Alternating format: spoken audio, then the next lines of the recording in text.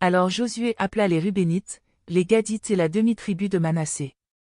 Il leur dit, vous avez observé tout ce que vous a ordonné Moïse, serviteur de l'Éternel, et vous avez obéi à ma voix en tout ce que je vous ai ordonné. Vous n'avez pas abandonné vos frères, pendant de longs jours et jusqu'à aujourd'hui, et vous avez observé l'ordre que l'Éternel, votre Dieu, vous avait donné. À présent que l'Éternel, votre Dieu, a accordé du repos à vos frères, comme il le leur avait dit, prenez maintenant le chemin de vos tentes, dans le pays qui vous appartient et que Moïse, serviteur de l'Éternel, vous a donné en Transjordanie. Veillez à mettre en pratique le commandement et la loi que vous a ordonné Moïse, serviteur de l'Éternel, aimez l'Éternel, votre Dieu, marchez dans toutes ses voies, observez ses commandements, attachez-vous à lui et servez-le de tout votre cœur et de toute votre âme. Josué les bénit et les renvoya, et ils s'en allèrent à leur tente. Moïse avait donné à une moitié de la tribu de Manassé un héritage en Basan, et Josué donna à l'autre moitié un héritage auprès de ses frères en Cisjordanie, à l'ouest. Lorsque Josué les renvoya vers leur tente, il les bénit et leur dit, « Retournez à vos tentes avec de grandes richesses, avec des troupeaux fort nombreux et avec une quantité considérable d'argent, d'or, de bronze, de fer et de vêtements. Partagez avec vos frères le butin de vos ennemis. » Les Rubénites, les Gadites et la demi-tribu de Manassé s'en retournèrent, après avoir quitté les Israélites à Silo, dans le pays de Canaan, pour aller dans le pays de Galad, pays dont ils avaient eu la possession sur l'ordre de l'Éternel par l'intermédiaire de Moïse. Quand ils furent arrivés au district du Jourdain qui appartiennent au pays de Canaan, les Rubénites, les Gadites et la demi-tribu de Manassé y bâtirent un autel sur le Jourdain, un autel d'aspect grandiose. Les Israélites apprirent que l'on disait, voici que les Rubénites, les Gadites et la demi-tribu de Manassé ont bâti cet autel juste en face du pays de Canaan, des districts du Jourdain, du côté des Israélites. Lorsque les Israélites eurent appris cela, toute la communauté des Israélites s'assembla à Silo pour monter contre eux en ordre de bataille.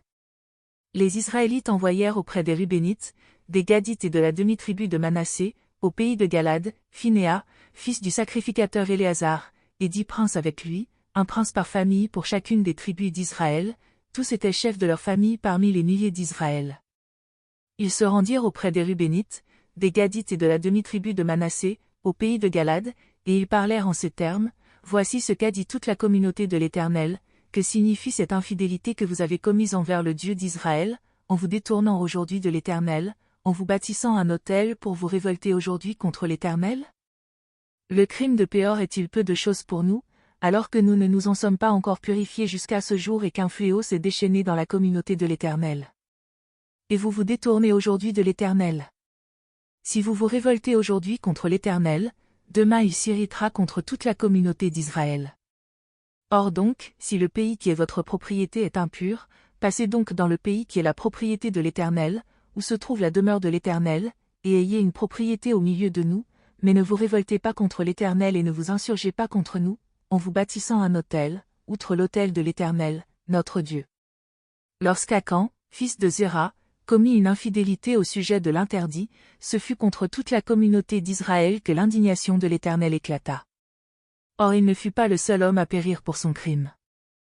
Les Rubénites, les Gadites et la demi-tribu de Manassé répondirent ainsi au chef des milliers d'Israël, « Dieu, Dieu, l'Éternel, Dieu, Dieu, l'Éternel c'est lui qui sait.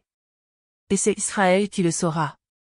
Si c'est par révolte et par infidélité envers l'Éternel, ne nous sauve pas en ce jour. Si nous nous sommes bâtis un autel pour nous détourner de l'Éternel, si c'est pour y présenter des holocaustes et des offrandes, et si c'est pour y faire des sacrifices de communion, que l'Éternel en demande compte. Non certes, nous avons fait cela parce que nous étions inquiets à la pensée que demain vos fils ne disent à nos fils, qu'y a-t-il de commun entre vous et l'Éternel, le Dieu d'Israël? L'Éternel a mis le Jourdain pour frontière entre nous et vous, Rubénites et Gadites, vous n'avez point de part à l'Éternel. Et à cause de vos fils, nos fils cesseraient de craindre l'Éternel. Alors nous nous sommes dit, mettons-nous à l'œuvre pour bâtir un autel, non pour des holocaustes et pour des sacrifices, mais comme un témoin entre nous et vous, ainsi qu'entre nos descendants après nous, que nous pratiquons le culte de l'Éternel devant sa face par nos holocaustes, par nos victimes et nos sacrifices de communion, afin que vos fils ne disent pas demain à nos fils, vous n'avez point de part à l'Éternel. Nous avons dit, s'ils tiennent demain ce langage à nous ou à nos descendants, nous répondrons, voyez la forme de l'autel de l'Éternel qu'ont fait nos pères, non pour des holocaustes et pour des sacrifices, mais comme témoins entre nous et vous. Loin de nous révolter contre l'Éternel et de nous détourner aujourd'hui de l'Éternel, en bâtissant un autel pour des holocaustes, pour des offrandes et pour des sacrifices, en plus de l'autel de l'Éternel, notre Dieu, qui est devant sa demeure. Lorsque le sacrificateur Phinéas, les princes de la communauté et les chefs des milliers d'Israël qui étaient avec lui eurent entendu les paroles que prononcèrent les Rubénites, les Gadites et les Manassites, ils se tinrent pour satisfaits. Et Phinéas, fils du sacrificateur Éléazar, dit aux Rubénites, aux Gadites et aux Manassites, nous savons aujourd'hui que l'Éternel est au milieu de nous, puisque vous n'avez pas commis cette infidélité contre l'Éternel, vous avez ainsi délivré les Israélites de la main de l'Éternel.